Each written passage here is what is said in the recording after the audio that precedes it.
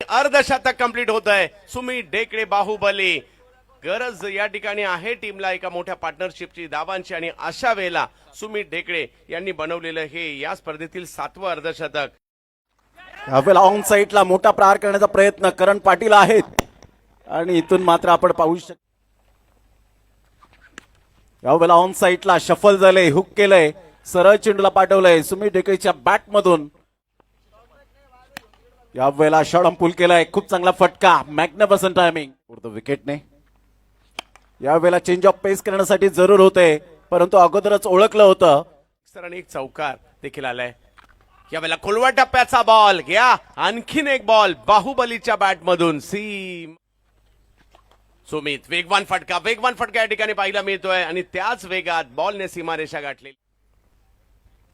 आणखीन एक, यावेळेला तर खूप लांबवर जाणार आहे बाहुबलीच्या बॅट मधून 6.